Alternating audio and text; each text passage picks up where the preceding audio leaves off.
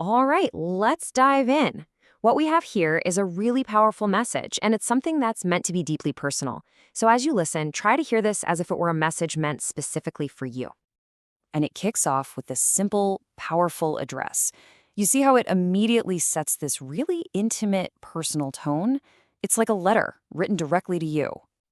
So what's at the very heart of this message? It's this one huge promise. You are not alone. It's an assurance of a constant, unwavering presence. The source really drives home the idea that your life is being held in loving hands and that you won't be defeated or left down.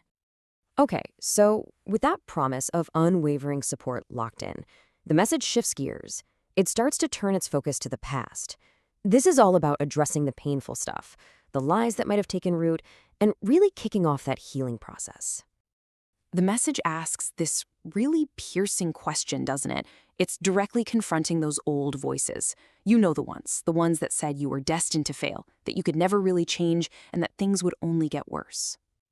And right here, the message just lays it all out, a sharp contrast. On one side, you've got the lie, that you're unworthy and you're just gonna fail. But on the other side is the truth it presents, a reality where love is literally pouring down like a waterfall, healing you and washing away all those old beliefs. This whole transformation is described as something incredibly profound, almost like a spiritual surgery. It's the idea of removing an old, hard, stone heart and replacing it with something totally new, a heart that is soft, full of faith, and just painted with hope. What an image, right? So with a healed past and a new heart, the question becomes, who are you right now? This message offers up a whole new identity, and it's defined by a completely different set of characteristics.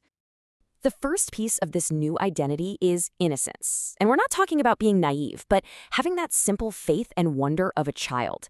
It's that ability to believe again, to see the world with fresh eyes and a pure heart. But here's the thing. This new identity isn't fragile. It's also as strong and unbreakable as a warrior. The message actually talks about an impenetrable shield protecting you. So it's this amazing combination of gentle innocence and serious, unbreakable strength. And finally, this new self is wiser.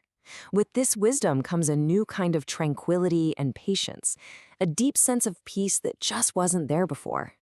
And this is the result of that transformation. Fear and doubt, they just don't have power anymore. You're no longer a prisoner to distress. Instead, you're in a new state of control with a heart that only has room for love and peace. So, with the past healed and a new identity in the present, the message naturally looks ahead. It starts detailing all the blessings and positive things that are promised to be on their way to you. The source promises a whole harvest of blessings, and we're talking both spiritual and practical things here. It speaks of healing, abundance, and peace, but also new dreams and traveling to places you can't even imagine. And crucially, it gives that reassurance that your family is being cared for too. Oh, I love this metaphor. It shows this isn't just a promise for one good day, but for a renewed strength through all of life's seasons. You'll appreciate the beauty of spring, you'll have strength for the summer sun, and you won't fear the winter cold anymore. The message is crystal clear. Your best days aren't behind you. They are literally just about to begin. Of course, a big promise like this often comes with a path. So this final section of the message lays out the practical guidance for how to actually walk in this new reality and receive everything that's been promised. So the path forward is really presented as a partnership. Your part is to communicate your feelings, to actively let go of past negativity, to take care of your own well-being, and above all, to trust in the process and the presence that's guiding you. The core idea here is really about shifting your energy. It's a call to stop wasting it on things you can't control, like worrying and chasing things, and instead embrace actions that grow your peace. Things like rest, generosity, and the quiet strength of just being patient. This metaphor is so moving. It acknowledges that you might feel unsteady, that your first steps of faith might be kind of wobbly. But the encouragement is to stand up and try anyway, with the simple trust of a child who just knows they'll be caught if they fall.